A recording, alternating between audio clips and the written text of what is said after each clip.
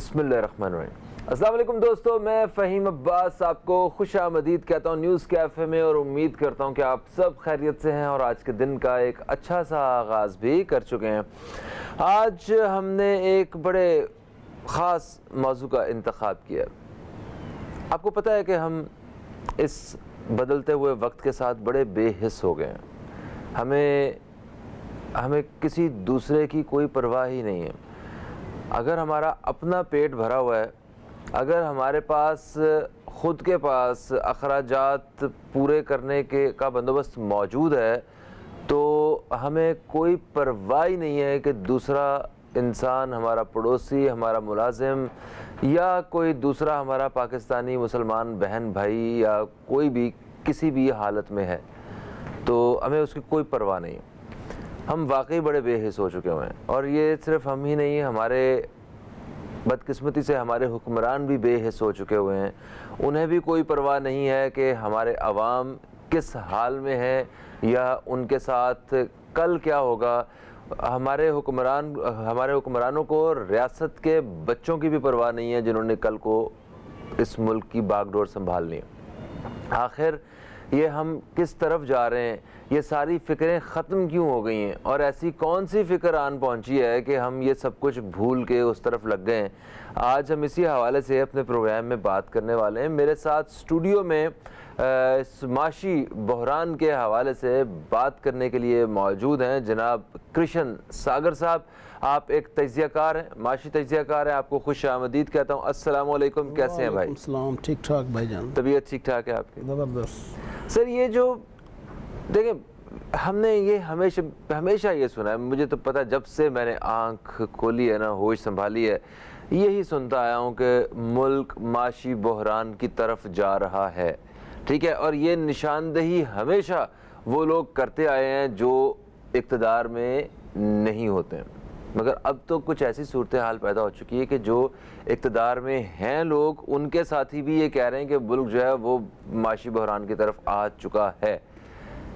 اس بحران کی طرف آنے کی وجہ سے ہم نے کیا کیا نقصان اٹھائے ہیں اور کس نقصان کو اٹھانے ہم جا رہے ہیں، ذرا تھوڑی سی میں چاہتا ہوں اس حوالے سے ہماری رہنمائی فرمائیں۔ دیکھیں، شکریہ فہیم بھائی، آپ نے ایسا موضوع رکھا ہے جو اس وقت کی ہر بندے کی ضرورت ہے۔ افسوس ہوتا ہے کہ صبح کی شروعات ایسے شو سے آدمی کرے کہ جس وقت اس ملک میں جو حالات ہو رہے ہیں وہ بد سے بدتر ہوتے جا رہے ہیں معاشی۔ ہونا تو یہ چاہیے کہ 21ویں صدی میں رہتے ہوئے ہم وہ ڈسکس کریں کہ ہمارے ملک میں جو انڈسٹریل زون اس طرف جا رہا ہے، ہمارا PIA ایسے جا رہا ہے، ہم فلاں میزائل کا تجربہ کرنے جا رہے ہیں۔ ہونا تو یہ چاہیے ہم ترقیوں اور خوشیوں کی باتیں کریں۔ یہ سال کا اختتام ہے، مگر افسوس ہے کہ ہر چینل پہ دیکھو، ٹی وی ٹاک دیکھو، سوشل گیدرنگ میں گفتگو دیکھو، تو صرف پریشانی کی باتیں ہیں۔ اس سے نقصانات کیا ہوتے ہیں کہ آپ کی آنے والی جنریشن ہے نا، اس کا دماغ جو ہے نا وہ بھی تھوڑا سا دل دلاتا ہے کہ یار ہم کدھر جی رہے ہیں۔ آپ کو بتائیں کہ دیکھو، کسی بھی ملک کی جو اسٹیبلٹی ہوتی ہے نا، اس کی سیاسی استحکام اس کے لیے بہت ضروری ہوتا ہے۔ پھر ریزرو کی بات کریں تو ریزرو ہمارے پاس کتنے ہیں؟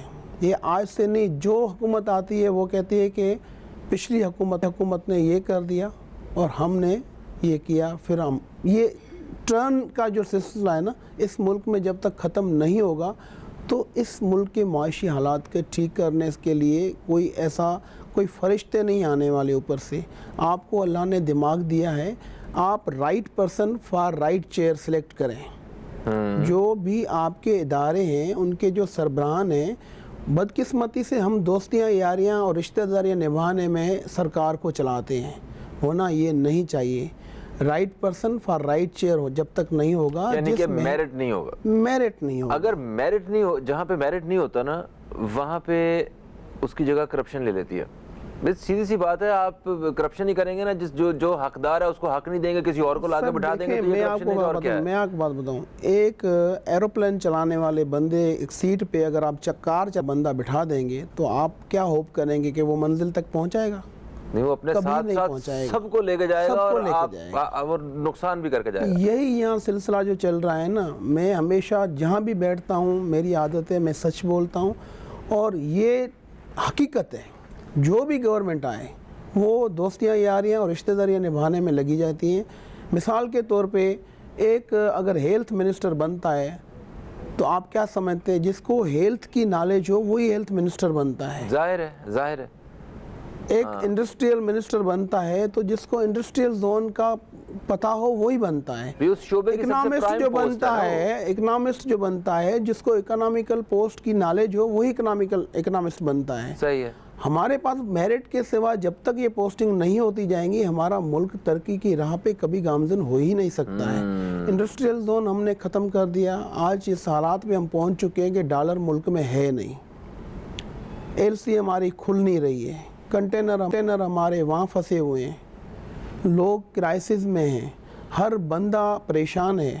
یہ حالات کیسے ٹھیک ہوں گے اس کے لیے کوئی ایسا پلیٹ فارم یا کوئی آپ کے پاس آگاہی نہیں ہے۔ ہم قرضہ لیتے ہیں کس لیے؟ پچھلے قرضے کی قسط ادا کرنے کے لیے۔ جو گورنمنٹ آتی ہے پھر پچھلا قرضہ، پھر اس کی قسطیں، یہ سلسلہ کیسے ختم ہوگا؟ اس کا ٹائم پیریڈ کیا ہے، اس کا فریم ورک کیا ہے، کسی نے آج تک وہ نہیں دیا۔ اچھا کرشن بھائی، ابھی ڈالرز کی بات ہم کرتے ہیں، ابھی قرضے کی آپ بات کر رہے تھے، دیکھیں یہ ریاستی سطح پہ ملکوں میں اور بین الاقوامی سطح پہ کیسے ہوتا ہے اس کا مجھے نہیں پتا، مگر مجھے اتنا ضرور پتا ہے کہ اگر آپ کسی سے قرضہ لیتے ہیں تو آپ کو واپس بھی کرنا ہوتا ہے اسے، ٹھیک ہے، اور جو قرضہ لیتا ہے اسے یہ پتا ہوتا ہے کہ میرا یہ ذریعہ معاش ہے، مجھے یہاں سے پیسے آتے ہیں، یہ میری کمائی کا ذریعہ ہے، یا یہاں سے مجھے کل کو پیسے آئیں گے تو میں قرضہ واپس کر دوں گا۔ ہمارے پاس ہمارا ذریعہ معاش کیا ہے؟ ٹھیک ہے، ہم ایک زرعی ملک ہے نا، اور زراعت کا کیا ستیہ ناس کیا ہے ہم نے خود، پھر کچھ قدرتی آفات کی وجہ سے جو حالات ہوئے ہیں، اور ہم نے کبھی زراعت کی طرف توجہ ہی نہیں دی۔ مطلب آپ نے کہاں سے ارننگ کرنی ہے، کہاں سے آپ کے پاس پیسے آئیں گے، کہاں سے آپ قرض اتاریں گے، صرف اگلی نسلوں کو ہم قرض کے بوجھ تلے مطلب دفن کر کے آگے جانا چاہتے ہیں۔ دیکھیں فہیم بھائی، آپ کو بات بتاؤں، آپ نے بہت اچھا موضوع چھیڑا ہے۔ زراعت کے لحاظ سے اور دوسرا موسم کے لحاظ سے، ایٹماسفیئر کے لحاظ سے ہمارے ملک میں جو نعمتیں ہیں میرے خیال سے وہ دنیا کے کسی ملک میں نہیں ہیں۔ یہ ہماری بدقسمتی ہے کہ ہمارے لوگ اس طریقے، پھر وہی میرٹ کی بات آ جائے گی بار بار، تو ہمارے اوپر سزائیں بھی تو ہیں ایسے ان لوگوں کی جو اس سے مخلص نہیں ہیں۔ قدرتی آفات کا آنا یہ ہمارے اپنے اعمالوں کا نتیجہ ہے۔ ہمارے اعمال دیکھیں، جب آپ کے نیچے ایک حکمران جو بھی آتا ہے وہ یہ سوچتا ہے کہ میرے نیچے کتنی عوام ہے۔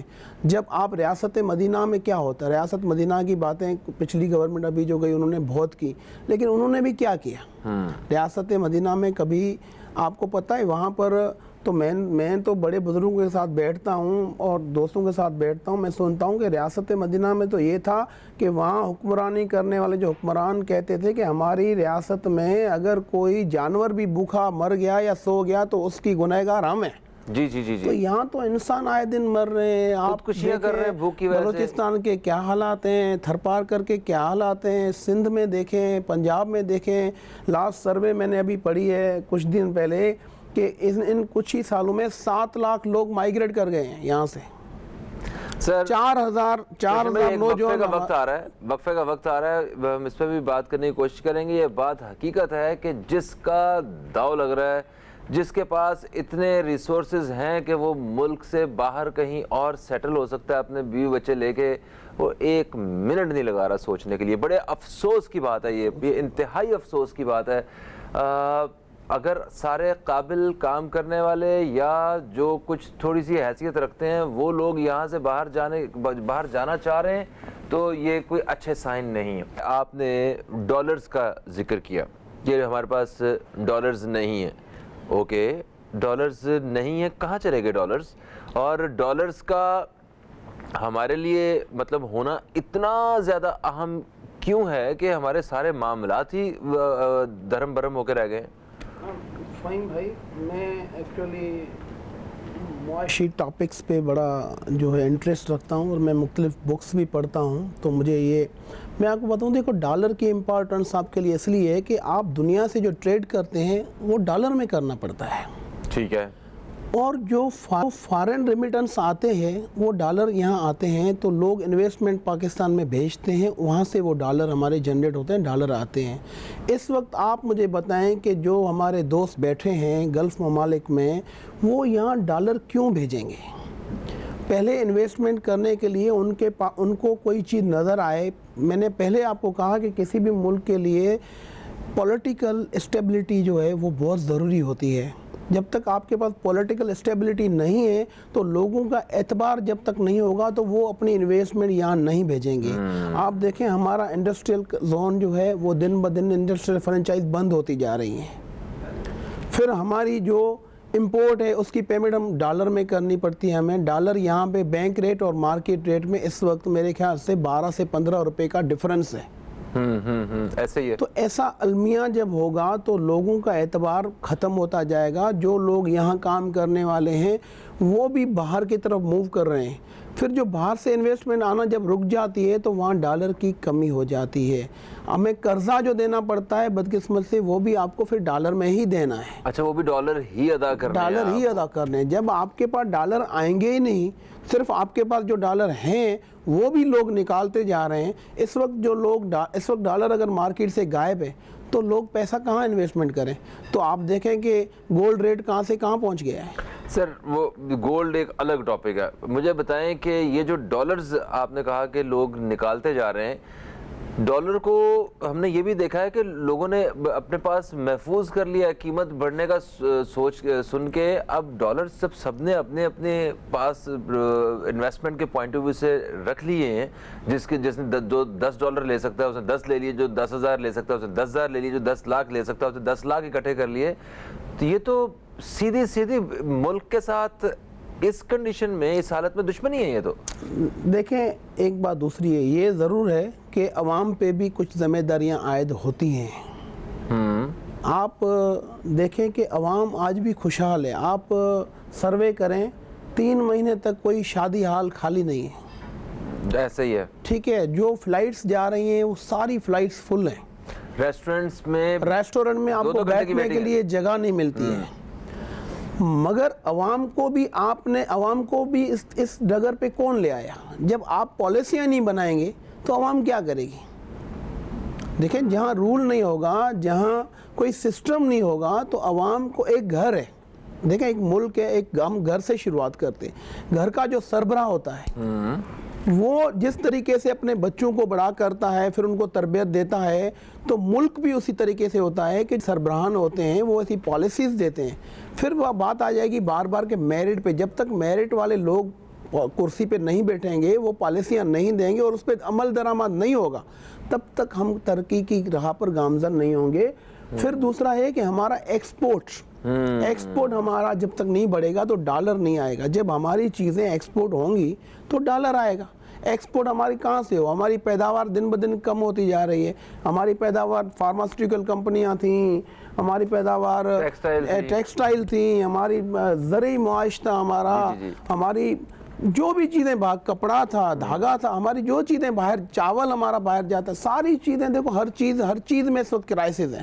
مگر پچھلی حکومتیں تو اس حوالے سے کافی زیادہ وہ مطلب تشہیر کی تھی کہ اتنے ریمیٹنس پاکستان میں آئے ہیں کہ تاریخ میں آج تک کبھی ایسا نہیں ہو سکا, اور ہم نے بہت زیادہ ایکسپورٹ بھی کی ہے. تو وہ سلسلہ صرف ایک عارضی سا تھا یا کیا ہوا اس کے؟ دیکھیں ایک میں آپ بتاؤں, جب ایک پیشنٹ ہوتا ہے نا, اس کو آپ اگر آکسیجن دیں اور بولیں کہ وہ اب سانس لے رہا ہے, تو صرف وہ سانس لے رہا ہے, وہ اسٹیبل نہیں ہو رہا ہے. وہ ہوتا پیشنٹ ہی ہے, تب وہ پیشنٹ ہی ہوتا ہے. وہ آکسیجن آپ کچھ ٹائم کے لیے دیں, یا تو پھر آپ آکسیجن دے کے پھر اس کو وارڈ میں شفٹ ہوتا ہے, پھر پیشنٹ کی جو ریہیبلیٹیشن ہوتی ہے پھر وہ تیار ہوتا ہے. یہاں یہ ہوتا ہے کہ آکسیجن ملتی ہے, پھر دوسرا آتا ہے وہ آکسیجن کا پائپ نکال دیتا ہے, پھر وہ پیشنٹ کوما میں چلا جاتا ہے, پھر تیسرا آتا ہے وہ آکسیجن لگاتا ہے. تو یہ اس طریقے سے یہ ملک نہیں چلتے. آپ کو ایک پرماننٹ حل دینا پڑے گا. تو سر وہ جو پرماننٹ حل ہے, ابھی اس مریض کو صحیح کرنے کے لیے اس کی سرجری کرنی پڑے گی کوئی نہ کوئی, اور اس سرجری میں مریض کو اور زیادہ تکلیف سے گزرنا پڑے گا, پھر جا کے وہ کہیں جو ہے وہ اپنا ریکور کرے گا اور بہتری کی طرف آئے گا. اس سب میں بھی ایک اچھا خاصا لمبا ٹائم میرا خیال ہے لگے گا. کوئی کسی ایک کے اس پوائنٹ آف ویو سے تو किसी भी ऐसी किसी सियासी ग्रोह, किसी जमात या किसी हुकूमत के पास कोई जादू की छड़ी नहीं है जो सिर्फ 1 साल 2 साल 3 साल में मुल्क को ठीक कर दे। इस बारे में क्या ख्याल आपका? मैं आपको बताऊं कि मैंने आपको जिक्र किया कि जो इस मुल्क पे अल्लाह ताला की रहमतें हैं, मेरे ख्याल से कोई मुश्किल नहीं है। वक्त अभी भी गया नहीं है, वक्त से सीखना चाहिए। हम हर वो काम कर सकते हैं, हमारे पास इतने रिसोर्सेज हैं, सिर्फ हम अपना एम बनाएं, हम अपनी पॉलिसी बनाएं कि हमें दुनिया के तरक्की याफ्ता मुल्कों में सर फहरस्त आना है। उसके लिए आपको सबसे पहले मेरिट का ख्याल करना पड़ेगा। उन लोगों को ले आएँ, उन सिर्फ मेरे ख्याल से 30 ऐसे लोग आएँ, 30 लोग ले आएँ, इस मुल्क की नक्शा बदल सकते हैं वो। लेकिन 30 के 30 मेरिट पे आएँ, हर महकमे में उनको एक टास्क दिया जाए, कोई इंटरफेरेंस नहीं करे, किसी की सिफारिश नहीं चले, उनको काम करने दिया जाए। 30 लोग इस मुल्क को 3 साल में हर बहरान से निकाल सकते हैं। ये मैं रिजल्ट्स दे सकते हैं। अच्छा, तो मुझे बताएं उनका क्या करना है कि उन्होंने मेरिट की धज्जियां उड़ाई हैं और वो लोग जो इस काबिल नहीं थे, कितने कैपेबल नहीं थे, उन लोगों को आपने प्राइम पोस्ट्स पे बिठा के और उनको तनख्वाहें भरी हैं, उनके अकाउंट्स भरे हैं और उन्हें करप्शन करने के पूरे मौके दिए हैं। और अगर आपको पता चल भी गया है कि कोई ऐसा बंदा आपसे अपॉइंट हो गया है तो आपने उसके ऊपर एक्शन नहीं लिया, इस बारे में क्या कहेंगे? देखें, ये तो जो आपने कहा, जब से पैदा हुए हैं तो 41 साल उम्र मेरी हो गई है, यही सुनते आ रहे हैं कि ये जो चीज़ें इस तरीके से चली हैं। मगर ये जो वक्त है, ये नाजुक वक्त है, ये इस सियासी इस्तेहकाम को जो है बनाने के लिए, इस मुल्क को मुआशी बहरान से निकालने के लिए ये वक्त अब वो नहीं रहा कि हम बैठ के वो पुरानी बातें याद करें या दुश्मनियाँ पालें। यहाँ ये है कि एक सियासतदान आता है जो पिछली गवर्नमेंट ने किया, फिर वो दुश्मनियाँ निकालने में लग जाता है। हम जितना वक्त बर्बाद करेंगे उन काम पे, हम मेरे ख्याल से अब वो काम करेंगे इस मुल्क को मुआशी बहरान से निकालने के लिए। मैंने आपको कहा कि 30 लोग ऐसे आए जिसको जो महकमा है, मिसाल के तौर पर हेल्थ का अगर महकमा है तो हेल्थ का जो काबिल बंदा है उसका जो है वो सरबराह होना चाहिए। अगर हम ज़राअत में आ जाए, हमारा किसान खुशहाल नहीं है, जिस मुल्क का किसान खुशहाल नहीं है उस मुल्क में खुशहाली आ सकती है? हाँ, उधर ज़राअत से तो फिर आप कोई तवक्को ना रखें ना। अगर आप सबसे दूसरी तीसरी बात है, आज साल ये ख़त्म हो रहा है, न्यू ईयर आ रहा है, पूरी दुनिया के होटल्स बुक हैं, पूरी दुनिया में लोग मूव कर रहे हैं न्यू ईयर मनाने के लिए। कर रहे हैं। मेरे ख्याल से सेहत के लिए पाकिस्तान से ज़्यादा मुल्क कौन सा खूबसूरत है, आप मुझे बताएं। कोई मुल्क खूबसूरत नहीं है। हम जाते हैं इधर और यहाँ कोई आना नहीं चाह रहा है, तो मेरे ख्याल से स्विट्जरलैंड हमारे आगे ज़ीरो है। लेकिन हमने हालात क्या पैदा कर दिए, कोई लोग, हम खुद जाने के लिए तैयार नहीं, डर लगता है। ऐसे ही सर, एक इंफ्रास्ट्रक्चर नहीं बनाते हैं। जो एक अभी गुज़िश्ता बारिशों में जो नुकसान हुआ, वो आप समझते हैं कि सारा नुकसान बारिशों से हुआ? कोई यंग लड़का पढ़ा लिखा अवाम को सब अवक्कल है, वो ये इन चीज़ को मानती नहीं कि सारा नुकसान ये कुदरती सैलाब से हुआ। कुछ हमारी गलतियां भी शामिल हैं। हमने जो इंफ्रास्ट्रक्चर बनाया उसके जो रूल्स थे उसके मुताबिक नहीं बने हुए थे। वो होटल्स, वो जगहें, वो गलियां, वो सड़कें, उनमें मटेरियल यूज़ करने वाला। हम ये क्या करते हैं कि एक हमें पानी के बहाव की कुदरती जो जगह थी या पुरानी, वो जब आप बंद कर देंगे तो पानी तो बाहर निकलेगा। हम अक्सर सियासतदानों से ही ये बात सुनते रहते हैं, वो जो अवाम को की रहनुमाई कर रहे होते हैं कि ये इन्होंने जो डॉलर की कीमत कम की है ये मसनूई है, ये जो डॉलर की कीमत ज़्यादा हुई हुई है ये असल में इतनी नहीं है, ये सिर्फ मुल्क को एक इस फेज़ में जो है और ज़्यादा तकलीफ़ पहुंचाने के लिए या किसी की हुकूमत को नाकाम करने के लिए मसनूई तौर पे कि डॉलर की कीमतें बढ़ाई गई हैं। ये सारे क्या मामला है, इसमें भी थोड़ी सी हमें गाइड करें ना। देखें, ये सारा पॉलिटिकल गेम होता है। ये पॉलिटिकल ग्राफ जिस पार्टी को देखती है कि मुझे अपना, हम कभी भी इस मुल्क से जो है सिंसियर रहा ही नहीं है कोई सियासतदान मेरी नज़र में। देखें, वो क्या कहता है कि मैं, जैसे आपने कहा कि मैं अपना पेट कैसे भरूं, मैं अपना पॉलिटिकल ग्राफ कैसे बनाऊं, मेरी पार्टी के वर्कर कम ना हो। वो फिर चाल चलता है कि हम ऐसी चाल चलें जो, क्योंकि हमारी आवाम को इन्होंने एजुकेशन, तो आपको पता है क्या हाल रखा है उन्होंने, कितना % एजुकेट होगा।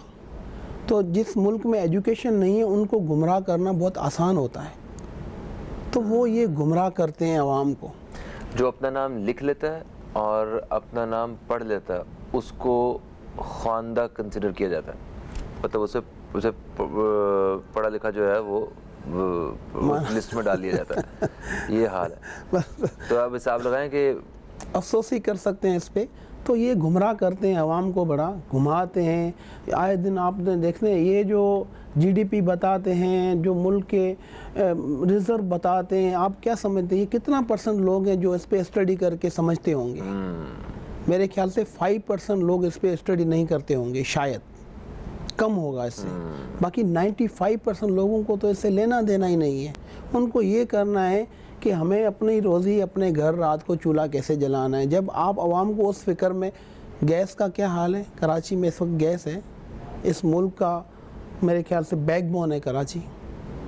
اس ملک میں کراچی میں بلوچستان میں گیس نہیں ہے. لوگ سردی اس قدر زیادہ ہے کہ خون جما دینے والی سردی ہے. اور وہاں پہ آپ دیکھیں بچے ہیں چھوٹے چھوٹے، ہے نا، بزرگ ہیں، خواتین ہیں، اور آپ ان کو گیس نہیں پرووائڈ کر پا رہے ہیں. آپ صرف ادھر کی بات نہیں کر رہے، پاکستان کے مختلف علاقوں میں برف باری ہو رہی ہے. آپ وہاں پہ دیکھیں ذرا، وہاں پہ گیس نہیں ہے. لوگوں کے گھروں میں چولہا جلانے کے لیے گیس نہیں ہے سر. تو مطلب جب عوام کو آپ اس طریقے سے اذیت میں ڈال دیں گے نا، تو وہ خاک آپ کے شانہ بشانہ کھڑی ہوگی کہ آپ کے ملک کی ترقی کی جو ہے راہ میں آپ کے ساتھ ساتھ کھڑی ہو. وہ ان کو اتنا ٹائم ہی نہیں ملتا ہے کہ وہ آپ کا سوچے یا ملک کا سوچے. وہ اپنے بچوں کا سوچے جو بھوک سے مر رہے ہیں. یہ تو ریاست کا کام ہوتا ہے. انرجی سیکٹر کا کیا حال ہے؟ کے الیکٹرک کا کیا، آڈا کا کیا حال ہے؟ آپ دیکھیں ہر طرف تباہی مچائی ہوئی ہے. آپ کو پتہ ہے کہ تھرپارکر میں جو انرجی سیکٹر ہے، جو کوئلہ نکلا ہے، وہاں پہ جو میں نے ایک اسٹڈی پڑھی تھی، اس میں لکھا ہوا تھا کہ اتنی انرجی ہے وہاں پر کہ ہم 400 سال تک وہ یوز کر سکتے ہیں، بلکہ دوسروں کو بھی دے سکتے ہیں. دیکھیں یہ باتیں تو ہم نے میں انتہائی معذرت کے ساتھ ہیں. دیکھیں بلوچستان میں معدنیات کے وہ ذخائر ہیں کہ ہم کئی 100 سال تک جو ہے نا وہ یہ کر سکتے ہیں. ہم خزانے کے اوپر بیٹھے ہوئے ہیں، مگر خزانے کے اوپر بھوکے کیوں مر رہے ہیں ہم لوگ بھائی؟ مسئلہ تو یہ ہے. اس پہ کام بھی اس لیے نہیں ہو رہا کہ ہمارا سیاسی استحکام ہی نہیں آتا ہے. ہم 2 سال میں ایک پروجیکٹ کوئی شروع کرتے ہیں، اس کی شروعات ہی نہیں ہوتی ہے، تو کوئی گورنمنٹ 2 سال 3 سال کے بعد پھر دوسرا اس کا جو ہے بیڑا گر کرنے کے لیے تیاری کر کے بیٹھا ہوتا ہے. تو آپ نے کہا کہ یہ میرے خیال سے ایک انٹرنیشنل مافیا ہوتی ہے جو یہ کام کراتی ہے، یا کیا ہوتا ہے، بہرحال ولا عالم. مگر اس ملک سے میرے خیال سے یہ وقت ہے کہ جتنی پولیٹیکل پارٹیز ہیں اب آئیں راؤنڈ ٹیبل پہ بیٹھیں. اور ان کو 13 پارٹیاں تو بیٹھ گئی ہیں راؤنڈ ٹیبل پہ. مجھے بتا دیں کتنا فرق پڑا ہے. بیٹھی ہیں لیکن اپنے مفاد کے لیے، ملک کے مفاد کے لیے نہیں بیٹھی ہیں. میں آپ کو کلیئر کر دوں، ملک کے مفاد کے لیے جب اگر یہ بیٹھے ہیں 13 کیا میں کہتا ہوں 10 پارٹیاں بھی بیٹھ جائیں نا، یہ ملک اپنے آپ اوپر آ جائے گا. مگر وہ ملک کے لیے بیٹھیں، اپنے لیے نہیں. وہ اپنی پارٹی، اپنا پاور، اپنا پیسہ بچانے کے لیے اگر بیٹھیں تو اس میں کوئی فرق نہیں پڑتا. میں اگر اپنی ذات کے لیے سوچوں گا، جب اپنے پڑوس، اپنے محلے کے لیے نہیں سوچوں گا، تو پھر بیکار ہے یہ چیز. ایک ٹیچر ہے جب کلاس میں پڑھاتا ہے، وہ ایک اسٹوڈنٹ کو نہیں پڑھاتا ہے، وہ پوری کلاس کے لیے سوچتا ہے. تو اس میں سے بچے نکلتے ہیں. 4000 اسٹوڈنٹ ہمارے جو ہے وہ ایئرلی نکلتے ہیں. آپ جابس بتائیں کہاں ہیں؟ کوئی ہے؟ ہر بندہ جو نکلتا ہے، چاہے ڈاکٹر ہو، چاہے انجینئر ہو، چاہے بیچلر ہو، جو بھی ہے، وہ پہلی اس کی یعنی کہ وہ 3rd ایئر میں آتا ہے، اس کے بعد اس کی سوچ آ جاتی ہے کہ مجھے یہاں سے موو کیسے. یہاں کچھ نہیں ہے. جہاں آپ سوشل گیدرنگ میں بیٹھو، آپ بھی کئی جگہ بیٹھتے ہوں گے، میں بیٹھتا ہوں، ہر دوسرے بندے کا، ہمارے اپنے بچوں کا، دوسرے کے بچوں کا سوچتے ہیں ہمیں باہر کیسے جانا ہے. کیونکہ ہمارے پاس اداروں کا جو حال ہوا ہے، ہر ادارے میں کرپشن ابھی تک ویسی کی ویسی ہے. یہ صرف باتیں ہیں کہ پہلے سے کرپشن کم ہو گئی ہیں. سب سے بڑا میں آپ کو بات بتاؤں کہ سر نیب بھی بند کر دیا آپ نے، اس کے پاس کچھ رہنے نہیں دیا. دیکھیں اگر نیب تھا بھی تو بھی دیکھو میری نظر میں وہ پولیٹیکل ضرور تھا. سر وہ بے شک تھا، مگر سال کے آخر میں آپ دیکھتے تھے نا تو آپ کو پتہ چلتا تھا کہ انہوں نے اتنی بڑی اماؤنٹ جو ہے نا یہ ریکور کر لی ہے. ٹھیک ہے, کچھ ایسے ہاتھی اور ایسے مگرمچھ ضرور ہمارے ملک میں ہیں کہ جن کے حلق سے چیز نکالنا ناممکن ہے, آپ نہیں نکال سکتے, وہ ثابت کر دیں گے کہ یہ ہمارے منہ میں کچھ ہے ہی نہیں. مگر جو ان کے علاوہ انہوں نے کام کیا اس کو اپریشیٹ کرنا بنتا تھا. مگر چلیں ٹھیک ہے, اس کو ختم ہی کر دینا, اس کے سارے معاملات کو ایک دم روک دینا. دیکھیں اگر نیب نے کام کیا اور لوگوں سے وہ چیزیں نکالی تو اس کا رزلٹ کیا آیا, آپ کے ملک میں اس کے کیا اثر پڑا؟ اگر آپ نے جو کرپشن کے پیسہ آیا, جو آپ نے ریکوری کی, اس سے تو پھر ملک میں اور استحکام آ جانا یہ تھے معاشی. پھر ہم کیوں پیچھے جا رہے ہیں؟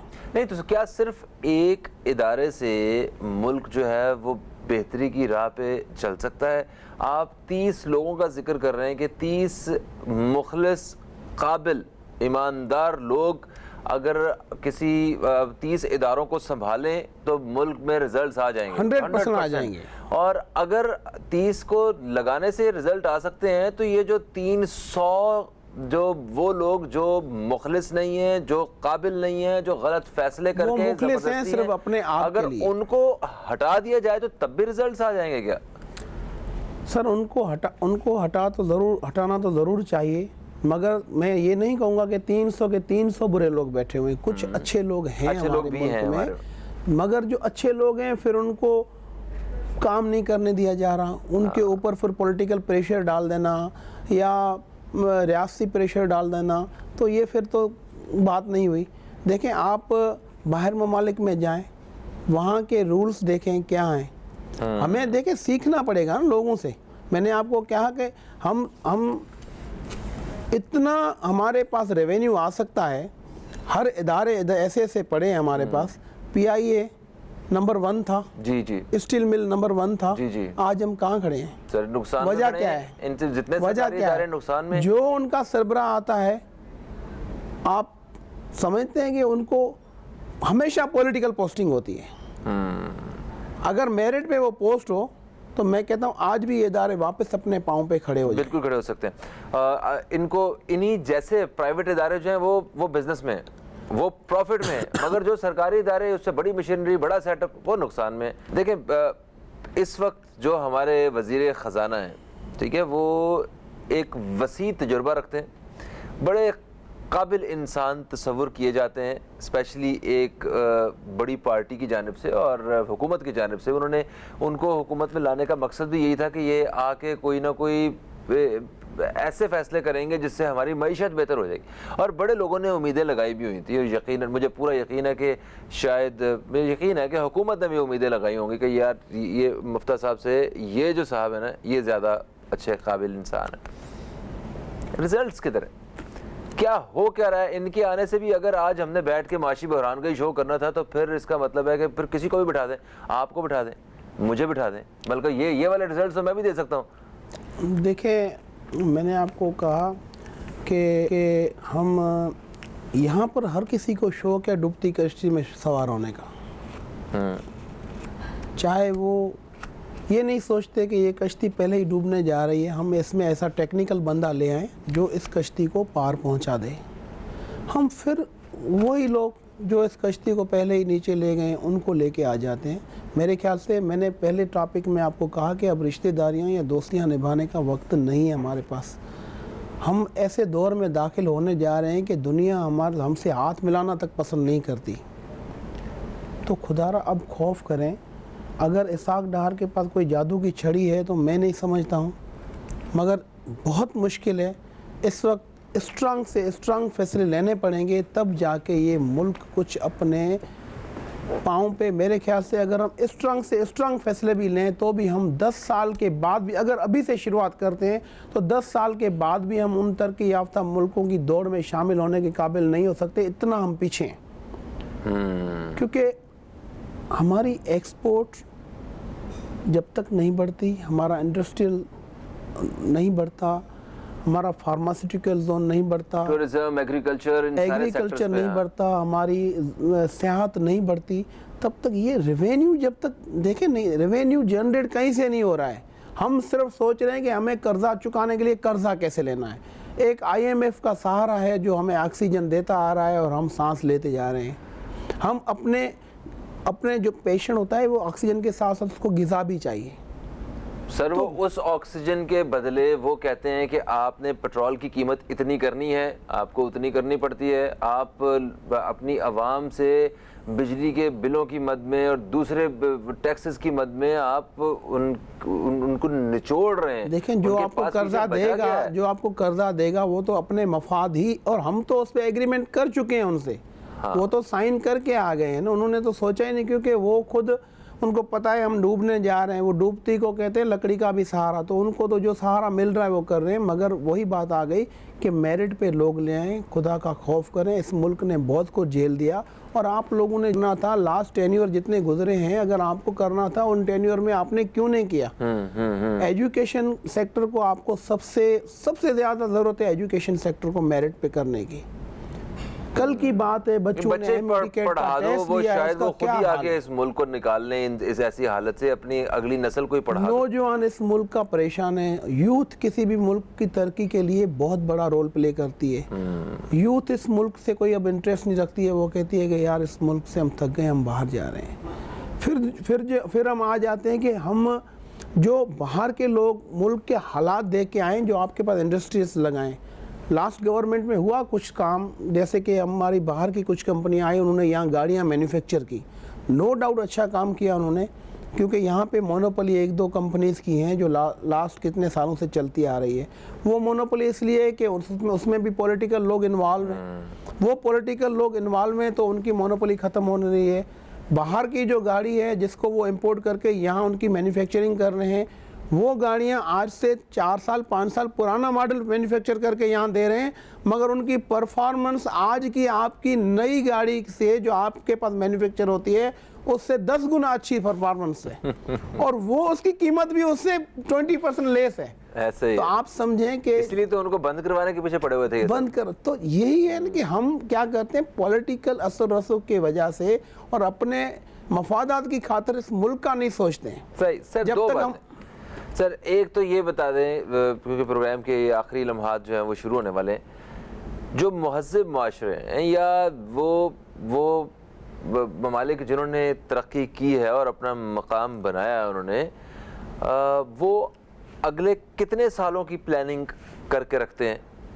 ऐसे ही बस एक अंदाजे का तरक्की याफ्ता मुल्क होते हैं वो वक्त 25 साल की जो है प्लानिंग करते हैं कि आइंदा 25 ईयर्स में। इस पे फिल्म्स भी बनी है, आपने देखा है। जी। और हमारे यहाँ ये प्लानिंग कितने साल की होती है? हमारे यहाँ प्लानिंग होती है कि हमें ये 2 साल किस तरीके से गुजारने हैं, बस तीसरे साल में बहरान शुरू हो जाते हैं बदकिस्मती से हमेशा। तो इस तरीके से मुल्क नहीं चलते। फिर अवाम का भी फ़र्ज़ बनता है, ठीक है, हुक्मरानों को जो है सोचना चाहिए, तो साथ में अवाम को भी सोचना चाहिए। अवाम किस तरह साथ दे सकती है इस तरह माशी बहरान के दौर में और डॉलर की बढ़ती हुई कीमत के हवाले से? देखें, जिस तरीके से अगर मेरे ख्याल से जो इस मुल्क की अवाम इस वक्त, जैसे हमारे डॉलर की अगर परेशानी है, तो जिनके घरों में डॉलर अगर पड़े हैं, जितने थोड़े पड़े हैं या ज़्यादा पड़े हैं, वो मज़ीद और डॉलर मार्केट से परचेज़ नहीं करें, बल्कि जो डॉलर पड़े हैं वो मार्केट में ले आएँ, किसी और जगह पर इन्वेस्टमेंट करें, और जगह पर इन्वेस्टमेंट करें और अपने मुल्क में करें, ताकि ये मुल्क देखें एक कतरा कतरा तालाब दरिया बनता है। तो थोड़ा थोड़ा भी करेंगे तो इस मुल्क को, हमारा भी फ़र्ज़ बनता है, सिर्फ हुक्मरानों पे नहीं होता है, लेकिन हुक्मरानों को अभी सोचना ज़रूर चाहिए कि ये मुल्क हमारा है, और अपने मुल्क जैसा आज़ाद फ़िज़ा में सांस लेना और एक ग़ुलाम मुल्क में सांस लेना बहुत बड़ा फ़र्क होता है। बेशक इस पर सोचना चाहिए, अपने मुल्क का ख्याल करना चाहिए और अपने अवाम का ख्याल करना। Thank you so much Krishna सागर साहब, आप तशरीफ़ लाए और हमने आज कुछ सुबह कड़वी बातें की, मगर क्या करें, हमें ये बातें करनी है यहाँ पे। अगर हम इन मसाइल का जिक्र नहीं करेंगे ना, तो हम कभी इनके हल की तरफ नहीं जा पाएंगे, और इस सब में हमारा जो रोल है हमें वो अदा करने की ज़रूरत है। आखिर में जो खूबसूरत बात कृष्ण भाई ने कही, मैं भी प्रोग्राम में वही शामिल करना चाहूँगा कि अगर आप इन्वेस्टमेंट करना चाहते हैं, आपके पास पैसे हैं, आपको पता है कि डॉलर्स की कीमत बढ़ रही है, तो इसमें प्लीज़ खुदारा इसमें आप इन्वेस्टमेंट नहीं करें। डॉलर को ख़रीद के घर रखना और वेट करना उनकी कीमत बढ़े और आपका बेचना, ये कोई अच्छा आइडिया नहीं है। ये अगर आपको इसमें से 500, 1000, 50,000, 1 लाख जो भी आपको अगर प्रॉफिट हो भी रहा है, मुल्क को इससे नुकसान हो रहा है। फ़हीम अब्बास को, न्यूज़ कैफ़े की टीम को दें इजाज़त। आपसे इंशाअल्लाह फिर मुलाकात होगी, तब तक के लिए खुदा हाफ़िज़। पाकिस्तान जिंदाबाद।